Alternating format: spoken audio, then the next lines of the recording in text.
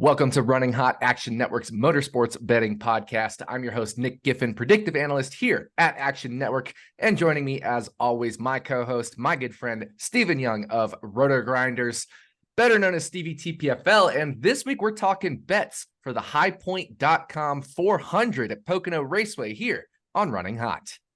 Last weekend's race at New Hampshire was thoroughly dominated by Martin Truex Jr., who did end up taking the checkered flag for his third win of the year after a winless 2022 campaign. So nice rebound for Martin Truex Jr.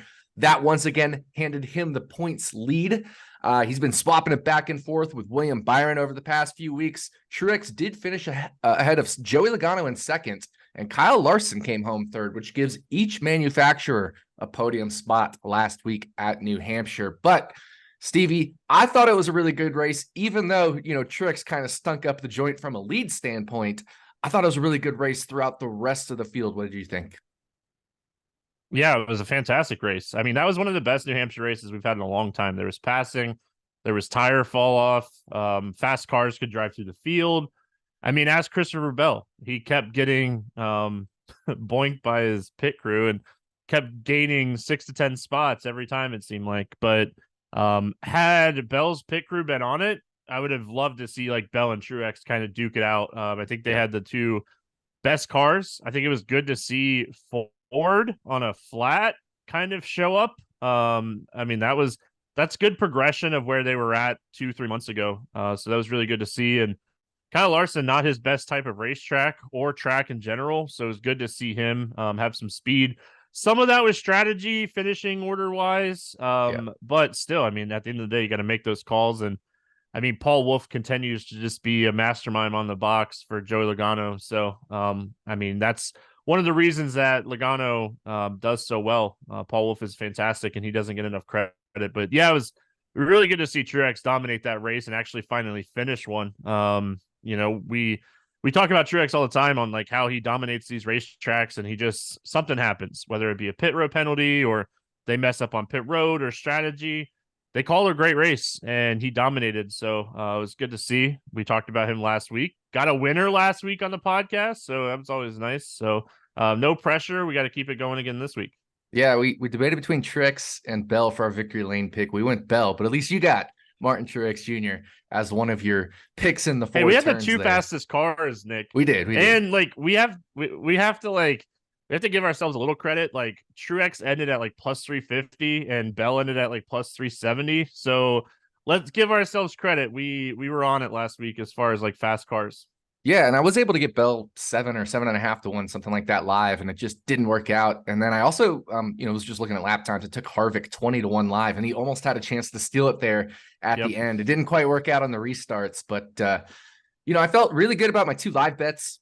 Felt much worse about my pre-week bets, last week on Running Hot, and it just didn't work out. But I'm ready to rebound this week for Pocono. I feel so prepared, so ready for Pocono.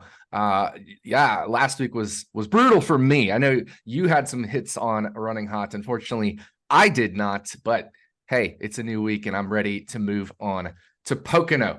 So let's preview Pocono here. NASCAR does head to Pocono Raceway, also known as the Tricky Triangle, for 400 miles, 160 laps of racing at the 2.5-mile track. Pocono gets its Tricky Triangle moniker from its 3 corners, all of which have different turn radius and different degrees of relatively flat banking. It's like 14 degrees, 8 degrees, and 6 degrees in the corners, meaning teams need to compromise how they set up the car for each corner. I mean, this triangle has 3 different straightaway lengths as well. So it's really different on how each turn handles and what you need in each turn. So drivers need to adapt their driving style in each corner. And that's why they often say Pocono is the oval that drives like a road course because of its flat turns and the way you need to handle some of these corners and kind of compromise throughout the various turns. So overall, Stevie, what do we expect from Pocono from a racing standpoint? Tough to say. Last year, the fast cars kind of ran up front. There was a few cars that were able to move through the field. I know like Chastain was the best car in practice last year, and he was able to drive through the field and then had some issues at the end of the race. So strategy could potentially come into play at a racetrack like Pocono. It is so big that, I mean, technically you could pit early if you wanted to and not lose a lap. It'd be really close depending on how close you're running to the front. So I mean, strategy can play a factor, but overall, Pocono is one of my least favorite tracks. I'm not going to come on here and praise Pocono. It's a track that I don't love. I mean, I love it for fantasy and DFS. It's been very good for me over the years, but like as a fan, I mean, yeah, it's cool. It's a tricky triangle. It's unique. It's different. But sometimes the racing at Pocono can just kind of be spread out. And last year, practice correlated big time with the race. You know, the fastest cars in practice were the fastest cars in the race. And with this new car being so new still, I feel like we're really going to be relying on what we see in practice as far as speed. Yeah, I agree with you. Practice is going to be really huge. And I think all three manufacturers have a good shot this weekend. We'll talk more about that. But I'm going to go against you here. I love Pocono. I absolutely love racing at Pocono. It's one of my favorite tracks in the schedule. I just think it's cool when you have all the strategy elements that come into play, and those restarts, you can get 5, 6, 7 wide. It can get a little strung out at times, but if you're kind of into the various strategies and what's going on, there can be a lot to track and a lot to keep follow of, which can keep you engaged and entertained for me. But I love that element. And there often is good racing at Pocono as well. It's not always just strategy. So, you know, like I said, it can get strung out. It could be competitive, but you never know what Pocono is going to throw at you, which is kind of how you let off. You don't know what to expect when we come to Pocono. But you mentioned it a little bit. Handicap in Pocono, obviously last year practice times were huge. So I do think I'll be saving a good chunk of bets for after practice and qualifying, but at least midweek, how are we going to be handicapping Pocono?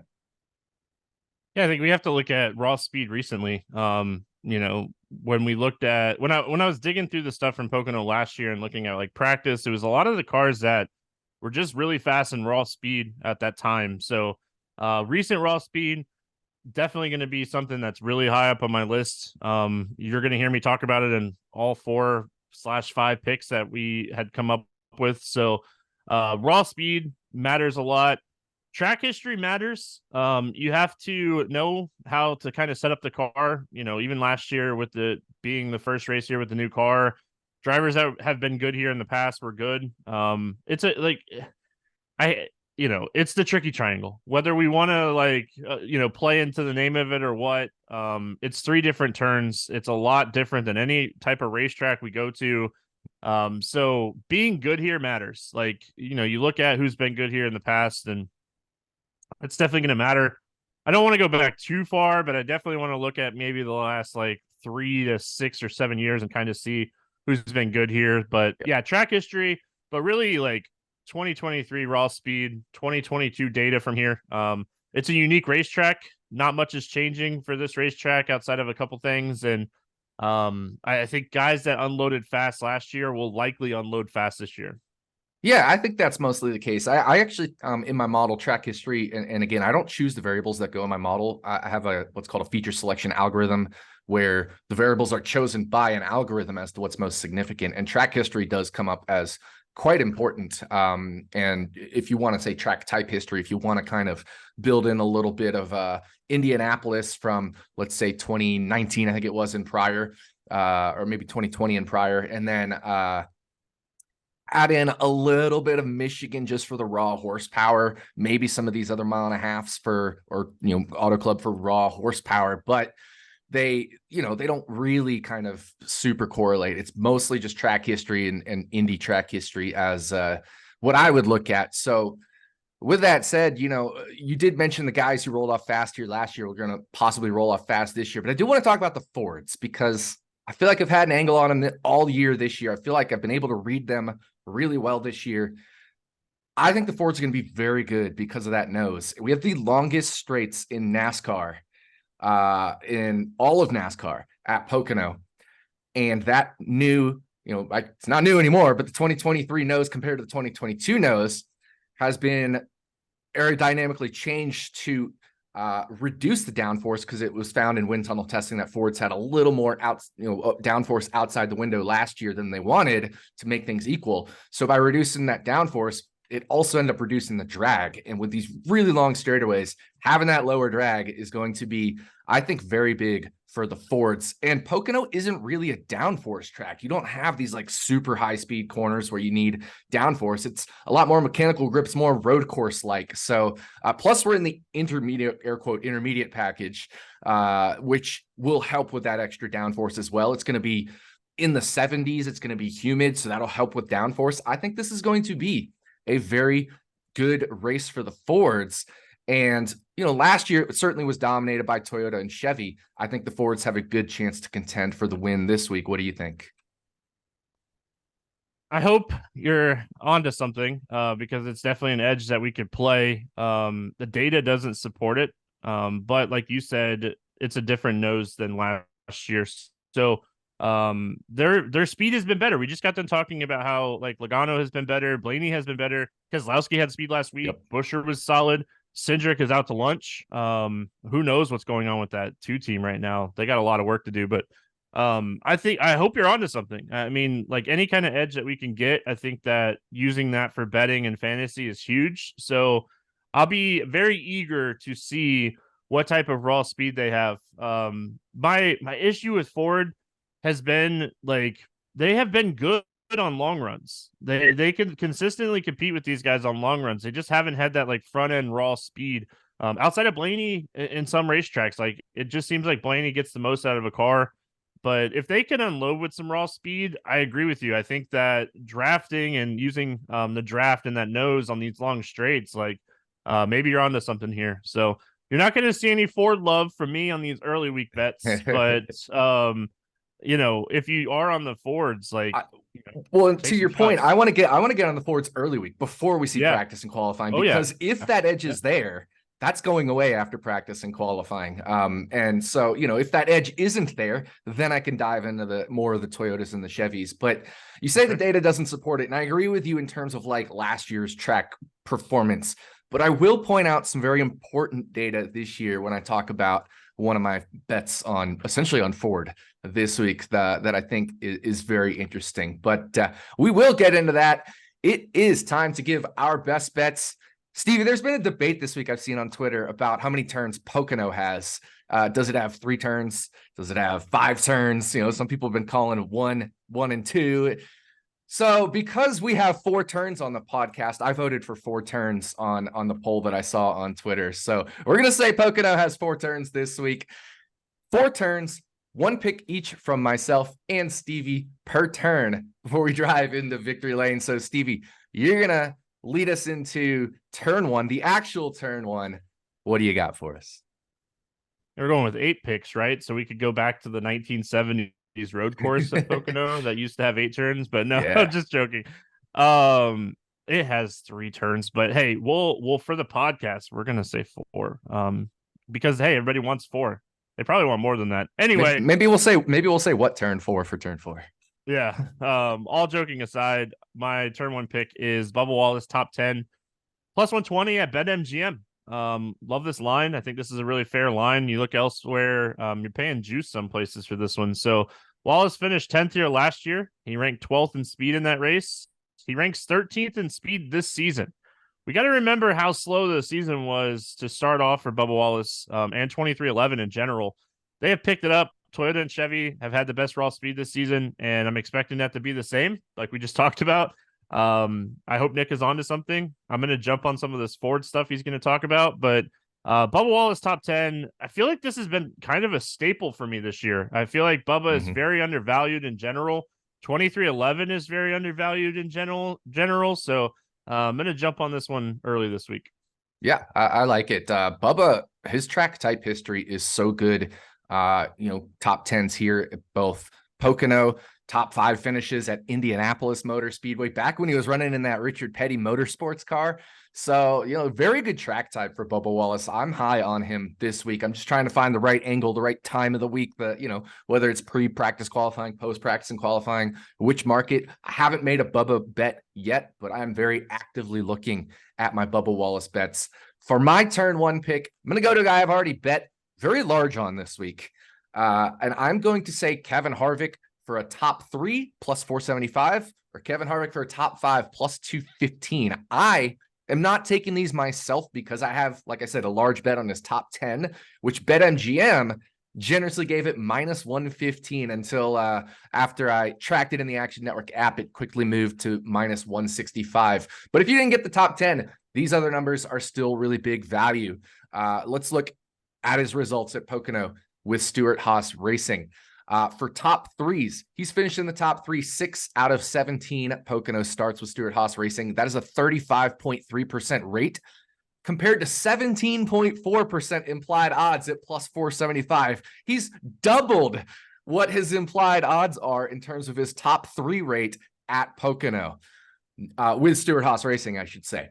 And then if we look at top 5s, well, he's had 10 top 5s in those 17 starts as well. That comes out to a 58.8% top 5 rate, which is way above the 31.7%. Again, almost double the 31.7% implied at plus 215. Now, if we add in Indianapolis Motor Speedway, the 2.5 mile flat track at Indy, those numbers even improve over a 24 race sample size with Stewart-Haas Racing. So Kevin Harvick just undervalued this week, undervalued my model, undervalued in just everything he's done. I know he had a bad finish last year, but he was running 4th when, that Hamlin-Chastain incident happened and he got caught up in that melee there. So he was on pace for another top 5 finish there. So I like Kevin Harvick. Pretty much anything you can get him. I know his top 10 has moved pretty short, but even then, he's finished top 10 in 20 of 24 races with Stewart-Haas Racing at Pocono and Indy combined. Yeah, I mean, like all the Fords last year, he kind of struggled for raw speed here. But anytime we go to a unique racetrack, experience matters. And this guy's retiring at the end of the year. He has more experience than everybody in the field, it seems like. So, yeah, a ton of interest in Harvick. He's been top 5 in raw speed this season. He's been consistent. He hasn't had like that race where he's like winning, but he's been consistently inside the top 5. So yeah. Yeah, and again, this is kind of the time of year last year where Harvick came to life. He ended up winning Michigan. He ended up winning Richmond. Richmond, of course, is where we're going next week. And then the week after is Michigan. So this is the time of year where he came to life last year, adding that extra maybe potential benefit of the nose. And I really like him to run inside the top 10 all race with a shot at a top 5 or a top 3. All right, so that is going to do it for turn 1. Now it's time to head into the tunnel turn 2. All right, Stevie, what do we got in turn 2?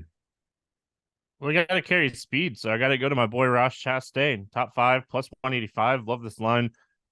Really considering betting his outright because I think it'll move to the bad side of things when we get practice and qualifying.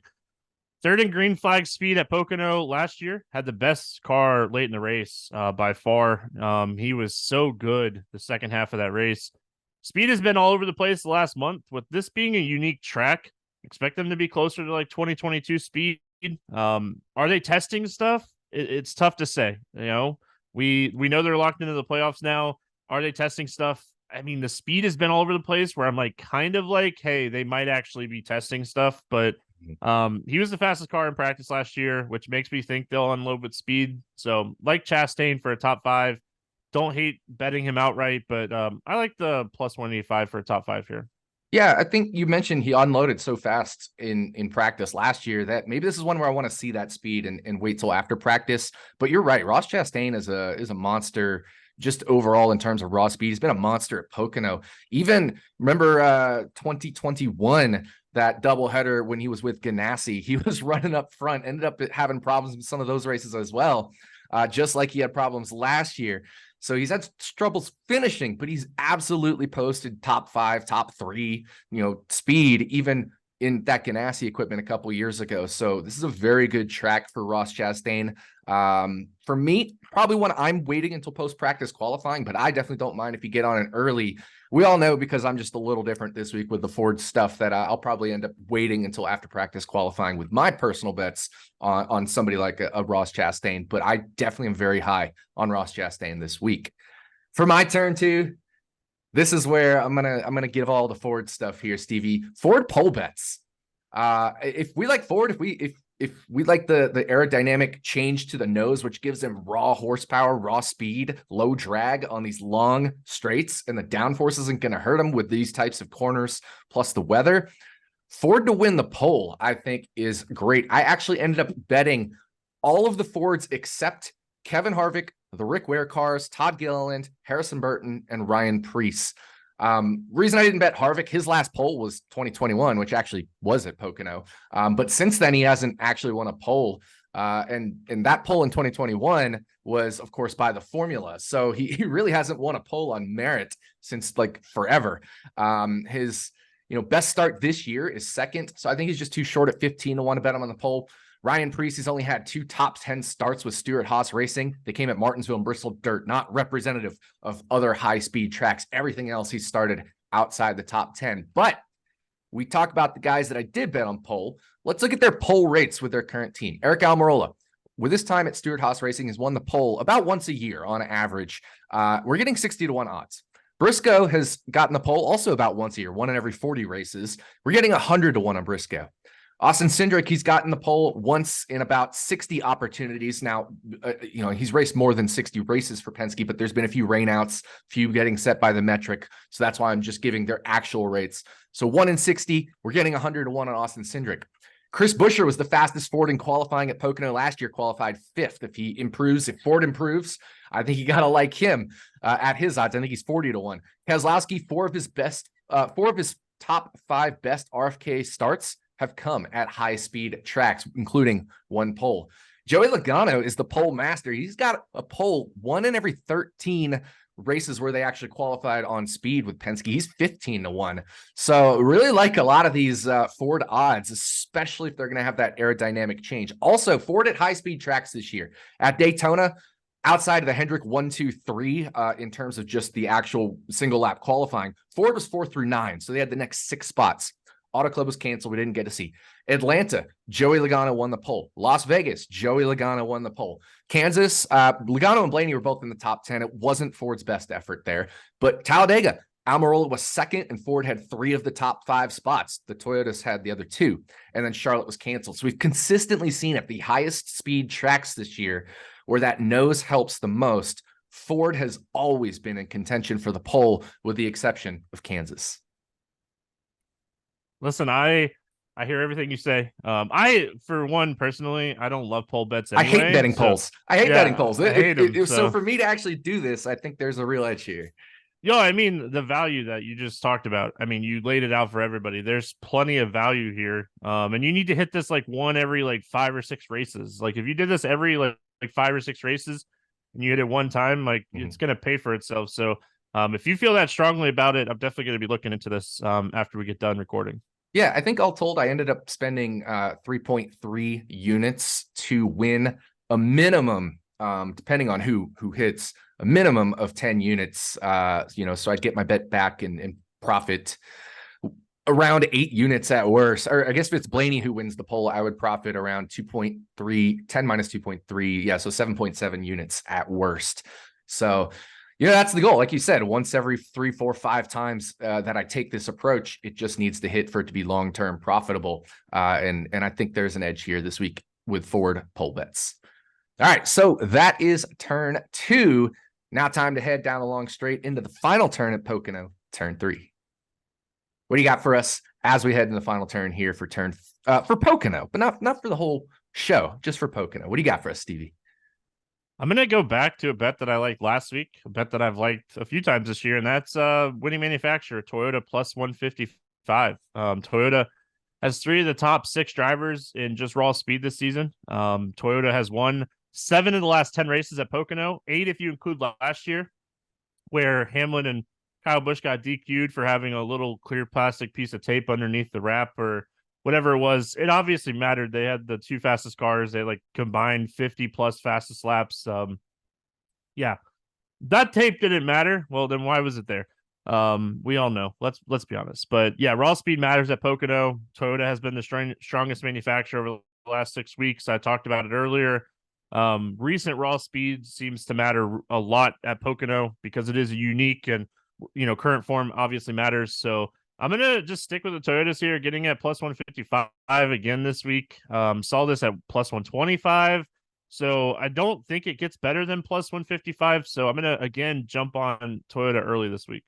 Yeah, I like that actually. And little confession, of course, I bet Ford winning manufacturer based off my angle, but that was at 4-1. Now they're down to as low as like 3-1 in some places where I would definitely not bet them. My model showed value on Ford down to 350. If you want to add in the physics angle, I could see going a little lower than 350 on Ford, but I wouldn't bet them at any current market price. But what that did is that pushed Chevy and Toyota a little bit longer. And I do think we could take either Chevy or Toyota, whichever one. For me, I'll be looking at which team, which manufacturer has the most speed after practice qualifying. Probably use that as a hedge on my Ford bet if the Fords aren't showing speed. So that's my strategy. But if you had to make a midweek bet, I really like you said, the best value right now is Toyota winning manufacturer. So right there with you. Not a bet I'm making simply because of my personal strategy. But if I had to pick one right now, I would pick Toyota plus 155 right there with you. That said, for my turn 3 pick, I'm going against the Toyota. And that's because I really like Kyle Larson at Pocono. I'm going to take Kyle Larson at even money over Martin Truex Jr. Kyle Larson has won this matchup between him and Truex in 9 of their 15 Pocono starts where they've both raced together, right? In 2020, Kyle Larson was suspended, so he didn't get to race at Pocono there that year. But in the 15 races they both started, Kyle Larson has won this matchup 9 times, including all 3 times while Larson has been running at Hendrick Motorsports. That means, in the other 12 races, he was 6 for 12 against Truex. And that was when Larson was in Ganassi equipment and Truex is still running in this top tier, either JGR or back then Furniture Row equipment. He won the championship with Furniture Row, and Kyle Larson was in a little bit less top, not quite top tier equipment. So this is just a better track for Kyle Larson than it is for Martin Truex Jr. in recent years and just overall. If we look, Larson is in the 3 races where Larson's been with Hendrick Motorsports, he leads every major important stat category versus Truex. Laps led 33-21. Driver rating 104.5 to 88.6. Average finish 6.0 to 12.7. Fastest laps 37-14. 0.6 miles an hour average per race faster than Truex. And average running position 10.3 versus 11.7. Now, maybe if we adjust for current form, Truex gets a little bit closer, but I got Larson favored in my model, so I'm going to back him here at even money. Yeah, I think it's a coin flip. Like you mentioned, current form. I mean, they're really close current form. Like these are 3 and 4 when you're looking at like raw speed. It's a legit coin flip. You talk about Larson having the advantage over the course of time. I mean, getting a coin flip with the edge probably leaning to Larson at even money. Nice value here. Yeah, and just to point out, last year Larson was definitely better than Truex. So if they roll off like that again, I definitely want to have the plus money on Larson. So that is turn 3. Time to head into what turn 4. All right, Stevie, what do you got for us in fake turn 4? Yeah, I mean, they just didn't put the tape under Truex's car, so he wasn't as fast last year. But I'm going to go to a group bet here. It's Elliott, Reddick, Harvick, and Logano. And I'm going to take Reddick at plus 225. I'm going to continue my Toyota train. Everything I've seen points me to Toyotas. I love what Nick is talking about with the Fords. A lot of value in the Fords if you want to jump on that early.